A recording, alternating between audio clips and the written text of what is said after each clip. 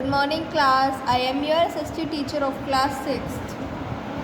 Today we will start new chapter which is chapter number 5 of geography, latitudes and longitudes on page number 33. Open page 33. Let's start the chapter.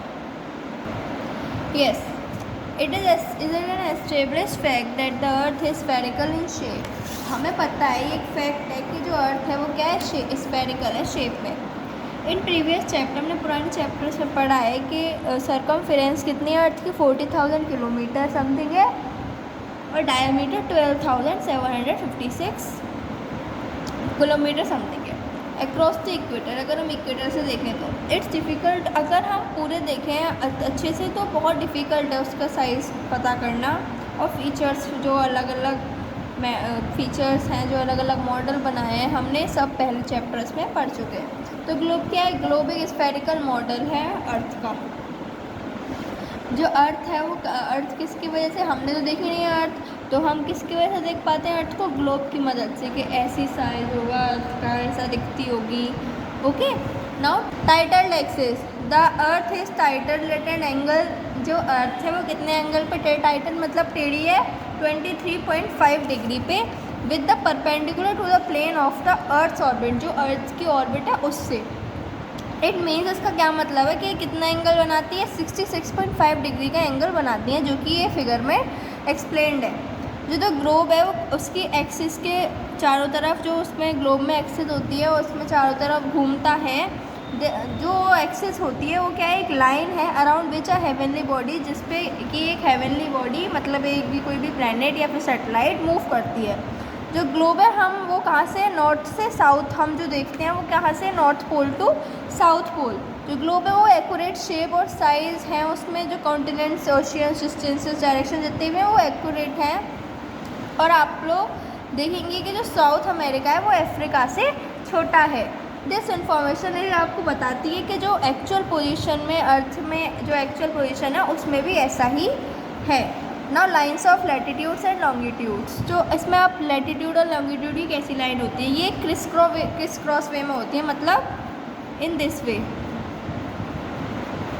जो आपकी horizontal lines होती हैं वो होती है latitudes, और जो वर्टिकल लाइंस होती हैं वो होती है लॉन्गिट्यूड. और जिस पर ये लैटिट्यूड्स और लॉन्गिट्यूड्स मीट होती हैं एक पॉइंट पर, उससे एक उस पॉइंट को क्या कहते हैं? ग्रिड.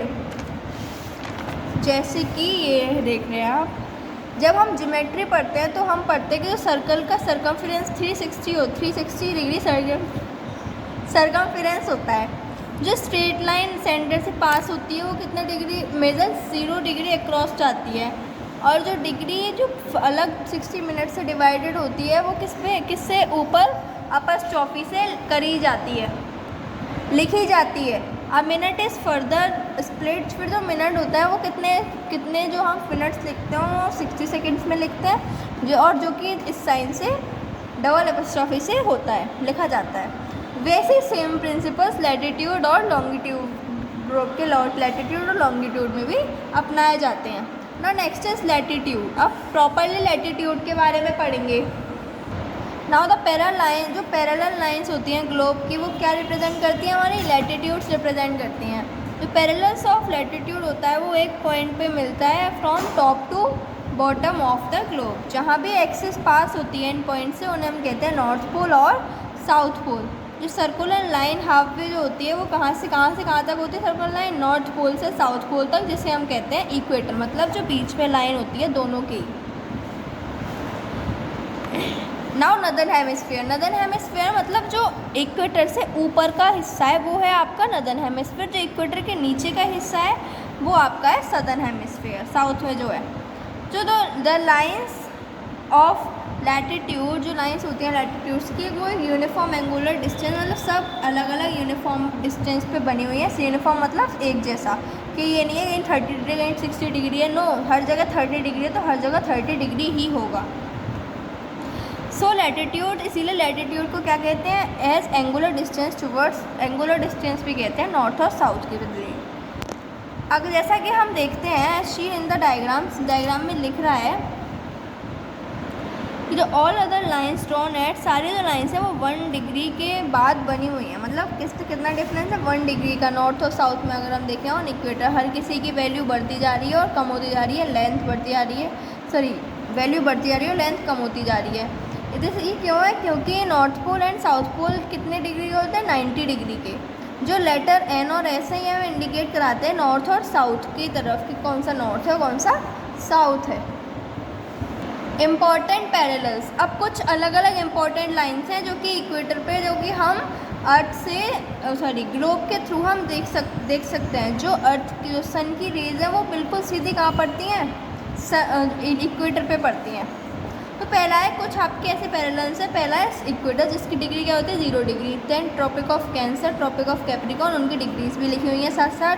आर्कटिक सर्कल और एंटार्क्टिक सर्कल, ये कुछ इंपॉर्टेंट लाइंस हैं जो कि हमें बताती हैं कैसा हमारा अर्थ की क्या डिग्री है, कैसे कैसे क्या है। अब नेक्स्ट आता है आपका क्लाइमेट और हीट जोन्स। अब हीट जोन्स और क्लाइमेट जोन से क्या मतलब है? जो हमारा जो अर्थ है वो 3 जोन्स पर डिवाइड है, विच इज़ टॉरिड जोन और ट्रॉपिकल जोन, टेम्परेट जोन और फ्रिजिड जोन। टॉरिड जोन मतलब बिल्कुल सीधा हिस्सा, जैसे कि इसके थ्रू बता देती हूँ मैं। ये आपका इक्वेटर है which is on 0 degree. Okay, ये आपका ट्रॉपिक ऑफ कैंसर है यहाँ तक, और यहाँ तक आपका ट्रॉपिक ऑफ कैप्रिकॉर्न है। ट्रॉपिक ऑफ कैंसर से ट्रॉपिक ऑफ कैप्रिकॉर्न तक ये जो एरिया है ये क्या है? Torrid zone. टॉरिड जोन क्यों है? क्योंकि यहाँ पे जैसे सन है, ये आपका क्या है? सन है ये आपका। ओके, जो सन की जो रेज है वो सीधी यहाँ पे पड़ रही हैं, दिख रहा है? पड़ रही हैं सन की रेज यहाँ पे। तो क्या सबसे ज़्यादा गर्मी यहीं होगी? तो ये क्या है? Torrid zone. टॉरिड जोन में सबसे ज़्यादा गर्मी होती है और बहुत ही ज़्यादा हॉट होता है।